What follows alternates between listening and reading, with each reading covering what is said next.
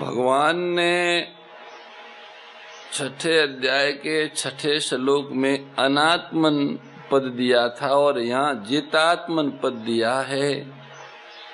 इसका तात्पर्य है कि जो अनात्मा होता है वह शरीर आदि प्राकृत पदार्थों के साथ मैं और मेरा पन करके अपने साथ शत्रुता का बर्ताव करता है। शरीर के साथ मैं और मेरापन करना ही आत्मा के साथ शत्रुता का बर्ताव है। और जो जितात्मा होता है वह शरीर आदि प्राकृत पदार्थों से अपना संबंध न मानकर अपने साथ मित्रता का बर्ताव करता है। जितात्मा आत्मा का मित्र है और अनात्मा आत्मा का शत्रु है। इस तरह अनात्मा मनुष्य अपना पतन करता है और जितात्मा मनुष्य अपना उद्धार करता है। जितात्मनः शब्द है जो शरीर इंद्रियों मन बुद्धि आदि किसी भी प्राकृत पदार्थ की अपने लिए सहायता नहीं मानता और उन प्राकृत पदार्थों के साथ किंचन मात्र भी अपनेपन का संबंध नहीं जोड़ता, उसका नाम जितात्मा है। जितात्मा मनुष्य अपना तो हित करता ही है, उसके द्वारा दुनिया का भी बहुत बड़ा भारी हित होता है। शीतोष्ण सुख दुखे सुप्रशांतस्य, यहाँ 7वें श्लोक में शीत और उष्ण इन दोनों पदों पर गहरा विचार करें तो ये सर्दी और गर्मी के वाचक सिद्ध नहीं होते, क्योंकि सर्दी और गर्मी ये दोनों केवल त्वचा इंद्रिय के ही विषय है। अगर जितात्मा पुरुष केवल त्वचा इंद्रिय के विषय में ही शांत रहेगा तो श्रवण नेत्र रसना घ्राण इन इंद्रियों के विषय बाकी रह जाएंगे। इनमें उसका प्रशांत रहना बाकी रह जाएगा तो उसमें पूर्णता नहीं आएगी। अतः यहाँ शीतोष्ण पद का अर्थ हम सबको अनुकूलता और प्रतिकूलता लेना चाहिए। मन के अनुकूल होना अथवा मन के प्रतिकूल होना। अनुकूल को शीत और प्रतिकूल को उष्ण मानना चाहिए। शीत अनुकूलता की प्राप्ति होने पर भीतर में एक तरह की शीतलता मालूम होती है और उष्ण अर्थात प्रतिकूलता की प्राप्ति होने पर भीतर में एक तरह का संताप गर्मी मालूम देती है। तात्पर्य है कि भीतर में न शीतलता हो और न संताप हो, केवल एक समान शांति बनी रहे। इंद्रियों के अनुकूल प्रतिकूल विषय वस्तु व्यक्ति घटना परिस्थिति आदि की प्राप्ति होने पर भीतर की शांति भंग न हो, कारण कि भीतर में जो स्वतः सिद्ध शांति है वह अनुकूलता में राजी होने से और प्रतिकूलता में नाराज होने से भंग हो जाती है। अतः शीतोष्ण में प्रशांत रहने का अर्थ ये हुआ कि बाहर से होने वाले संयोग और वियोग से विचलित न होवे, उसका असर भीतर नहीं पड़ना चाहिए। अब ये विचार करना चाहिए कि सुख और दुख पद से क्या अर्थ लें। सुख और दुख दो दो तरह के होते हैं।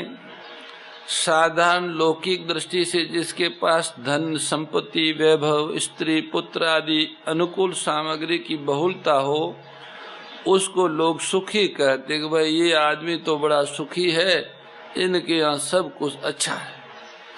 जिसके पास धन संपत्ति वैभव स्त्री पुत्र आदि अनुकूल सामग्री का अभाव हो उसको लोक में दुखी कहते हैं। एक परिभाषा सुख और दुख की यह है और दूसरी परिभाषा जिसके पास बाहर की सुखदायी सामग्री नहीं है वह भोजन कहाँ करेगा इसका पता नहीं है, पास में पहनने के लिए पूरे कपड़े नहीं हैं, रहने के लिए कोई कुटिया नहीं है, साथ में कोई सेवा करने वाला नहीं है, सेवा सामग्री नहीं है। ऐसी अवस्था होने पर भी जिसके मन में दुख संताप नहीं होता और जो किसी वस्तु, व्यक्ति, परिस्थिति आदि की आवश्यकता अनुभव भी नहीं करता, प्रत्युत हर हाल में बड़ा प्रसन्न रहता है, वह आध्यात्मिक दृष्टि से वह सुखी कहलाता है। परंतु जिसके पास में बाहर की सुखदायी सामग्री पूरी है, भोजन के लिए बढ़िया बढ़िया सब माल मलिंदा है, पदार्थ है, पहनने के लिए बढ़िया बढ़िया कपड़े हैं, रहने के लिए बढ़िया बढ़िया मकान है, सेवा के लिए अनेक नौकर है, अनेक प्रकार की सामग्री हैं, ऐसी अवस्था होने पर भी भीतर में रात दिन चिंता रहती है कि मेरी ये सामग्री कहीं नष्ट न हो जाए, ये सामग्री स्थिर कैसे रहे। ये जो है सामग्री के रहते हुए भी अंदर संताप है, भय है, चिंता है, ये आध्यात्मिक दृष्टि से ऐसे प्राणी को दुखी कहा जाता है। दो प्रकार से सुख दुख कहने का मतलब यह है कि बाहर की सामग्री लेकर सुखी दुखी होना और भीतर की प्रसन्नता खीनता को लेकर सुखी दुखी होना। गीता में जहाँ सुख दुख में सम रहने की बात आई है, वहाँ बाहर की सामग्री में सम रहने के लिए कहा गया है। जैसे सम दुख सुख, शीतोष्ण सुख दुखेषु समः, जहाँ सुख दुख से रहित होने की बात आई है, वहाँ भीतर की प्रसन्नता और खिन्नता से रहित होने के लिए कहा गया है। जैसे दवंदेर विमुक्ता सुख दुख संगे, जहाँ सुख दुख में सम होने की बात है, वहाँ सुख दुख की सत्ता तो है पर उसका असर नहीं पड़ता, और जहाँ सुख दुख से रहित होने की बात है, वहाँ सुख दुख की सत्ता ही नहीं है। इस तरह चाहे बाहर की सुखदायी दुखदायी सामग्री प्राप्त होने पर भीतर से सम होना कहे, चाहे भीतर से सुख दुख से रहित होना कहे, दोनों का तात्पर्य एक ही है, क्योंकि सम भी भीतर से ही है और रहित भी भीतर से ही है। सुख दुख में सम भी रहेगा तो अंदर से ही रहेगा, और सुख दुख से रहित रहेगा तो भी अंदर से ही रहेगा। यहाँ शीतोष्ण और सुख दुख में प्रशांत रहने की बात कही है।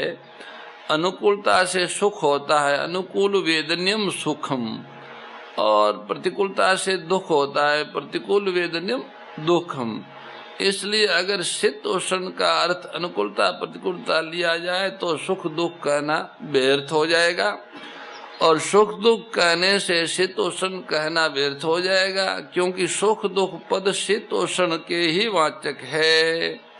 फिर यहाँ शांत शीतोष्ण और सुख दुख दोनों अलग अलग क्यों है? इन पदों की सार्थकता कैसे सिद्ध होगी? इसके लिए शीतोष्ण पद से प्रारब्ध के अनुसार आने वाली अनुकूलता प्रतिकूलता को लिया जाए, और सुख दुख के पद से वर्तमान में किए जाने वाले क्रियमाण कर्मों की पूर्ति अपूर्ति तथा उनके तात्कालिक फल की सिद्धि असिद्धि को लिया जाए, तो इन दोनों प्रकार के पदों की सार्थकता सिद्ध हो जाती है। प्रारब्ध की अनुकूलता प्रतिकूलता परिस्थिति हो, चाहे क्रियमान की तात्कालिक सिद्धि असिद्धि हो, इन दोनों में ही निर्विकार रहे, निर्विकार रहना है साधक को। इस प्रकार के अनुसार भी ठीक देखता है, कारण कि इसी छठे अध्याय के चौथे श्लोक में आया था कि इंद्रियार्थेषु अनुसजते पद को यहाँ भगवान ने शीत उष्ण पद से कहा है, और न कर्मसु अनुसजते पद को यहाँ सुख दुख पद से कहा गया है। वहाँ प्रारब्ध के अनुसार आई हुई प्रतिकूल अनुकूल प्रतिकूल परिस्थिति में, और यहाँ क्रियमाण कर्मों की पूर्ति अपूर्ति तथा तात्कालिक फल की सिद्धि असिद्धि में आसक्ति रहित होने की बात आई है, और यहाँ उन दोनों में प्रशांत होने की बात आई है। तो बात एक ही है, समझने के लिए अलग अलग ढंग से कही जा रही है। तथा मान अपमान्यो शीतोष्ण सुख दुखे सो मान अपमान्यो, ऐसे ही जो मान अपमान में भी प्रशांत है।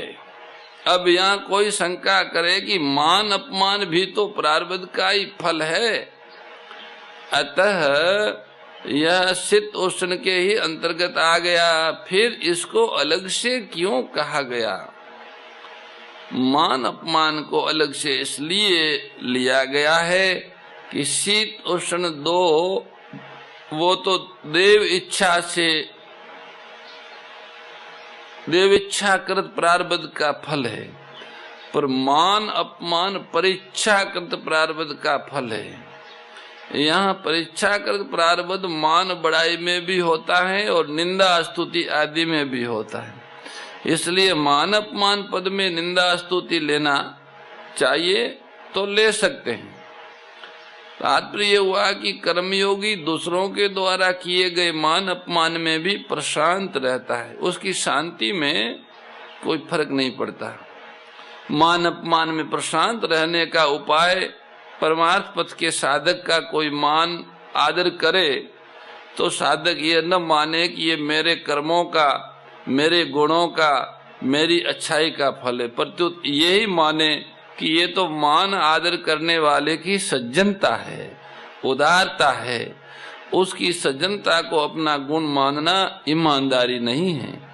अगर कोई अपमान कर दे तो ऐसा माने कि ये मेरे कर्मों का ही फल है, इसमें अपमान करने वाले का कोई दोष नहीं है। वह तो दया का पात्र है, क्योंकि उस बेचारे ने मेरे पापों का फल भुगताने में निमित्त बनकर मेरे को शुद्ध कर दिया है। इस तरह मानने से पारमार्थिक साधक मान अपमान में प्रशांत निर्विकार हो जाएगा। अगर वह मान को अपना गुण और अपमान को दूसरों का दोष मानेगा तो वह मान अपमान में शांत नहीं रह सकेगा। इसलिए सम्मान को दूसरों की उदारता और अपमान को अपने कर्मों का फल मानने से ही साधक की साधना आगे बढ़ती है। वो निर्विकार रह सकता है, शांत रह सकता है।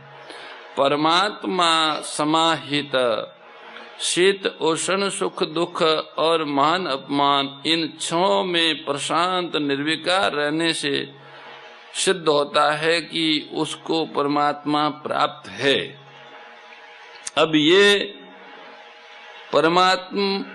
परमात्मा में स्थित जो सिद्ध महापुरुष है वो तो सहज रूप से शीत उष्ण सुख दुख मान अपमान इन 6 विकारों से रहित, इनमें 6 में निर्विकार रहेगा। ये तो सिद्ध महापुरुष की पहचान है। पर जो परमात्मा प्राप्ति की सिद्धि प्राप्त करना चाहता हो, भगवान के प्रेम की प्राप्ति करना चाहता हो, उसको भी, उस साधक को भी उन सिद्ध महापुरुषों को आदर्श मान के शीत उष्ण सुख दुख मान अपमान में सम रहने का दृढ़ अभ्यास करना चाहिए। कारण कि भीतर से वो जो सिद्ध महापुरुष है वे, उनको कोई प्रयास नहीं करना पड़ता, उनको कोई अभ्यास नहीं करना पड़ता, वो तो सहज परमात्मा में स्थित है। भीतर से वो परमात्मा में स्थित होने से उनके विलक्षण आनंद उनको मिला हुआ है। विलक्षण आनंद मिले बिना बाहर की अनुकूलता प्रतिकूलता, सिद्धि असिद्धि और मान अपमान में प्रशांत नहीं रहा जा सकता। वह प्रशांत रहता है, सहज रूप से प्रशांत रहता है, तो उसको एक रस रहने वाला विलक्षण आनंद मिल गया है। ये उनका परिचय है। इसलिए गीता ने जगह जगह कहा है कि जिन पुरुषों का मन साम्य अवस्था में स्थित है, उन पुरुषों ने इस जीवित अवस्था में ही संसार को जीत लिया है। जिस लाभ की प्राप्ति होने पर उससे अधिक लाभ का होना मान ही नहीं सकता, और जिसमें स्थित होने पर बड़े भारी दुख से भी विचलित नहीं हो सकता, ऐसा गीता जी में कहा है भगवत प्राप्त महापुरुष के लिए। जिनको भीतर का दिव्य आनंद मिल गया है उसके लिए ऐसी बात कही है। जिसकी आत्मा मित्र की तरह है, जिसका शरीर में मैंपन और मेरापन नहीं है, वह अनुकूलता प्रतिकूलता सुख दुख और मान अपमान प्राप्त होने पर भी सम निर्विकार रहता है। अर्थात जो आत्मा का सच्चा मित्र बन गया है वो ही इन छहों में निर्विकार रह सकता है। ऐसा मनुष्य सिद्ध कर्म योगी है, अर्थात उसको परमात्मा का अनुभव हो चुका है, ऐसा मानना चाहिए। कारण की अनुकूलता प्रतिकूलता सुख दुख और मान अपमान तो आते जाते हैं, पर परमात्मा ज्यों के त्यों रहते हैं। ज्ञान विज्ञान तृप्त आत्मा कुटस्थो विजित इंद्रिय। भगवान कहते भैया, जिसका अंतःकरण ज्ञान विज्ञान से तृप्त है, जो कूट की तरह निर्विकार है, जिसपे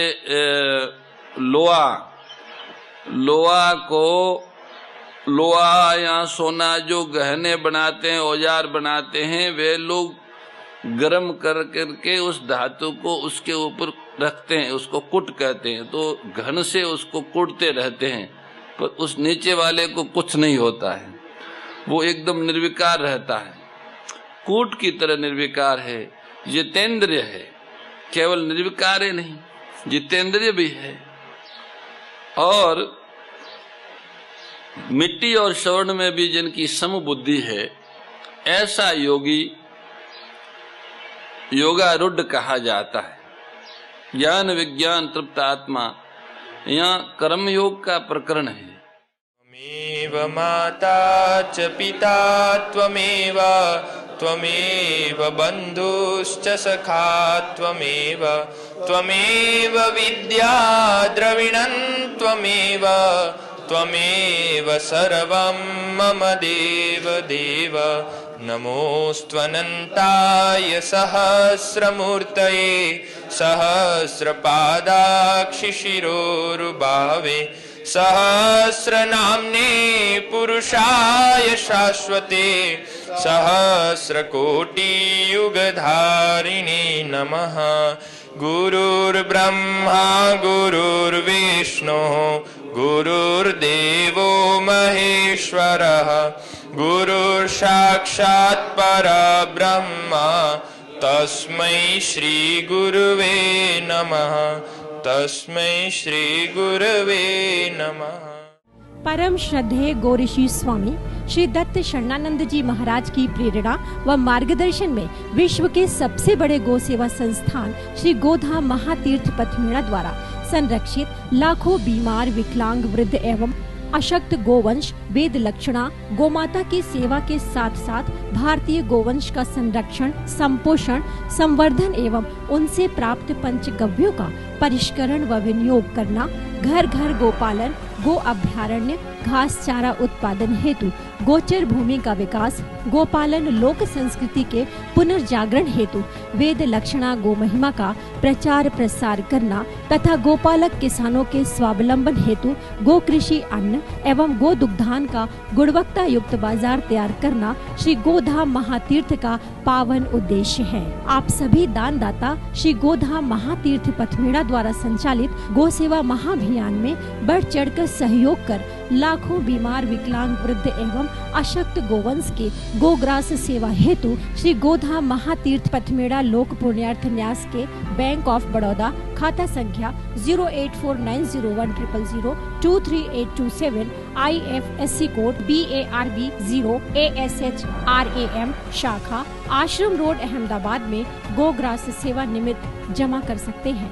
अधिक जानकारी के लिए संपर्क करें 7742093179 7665059999 7073000151।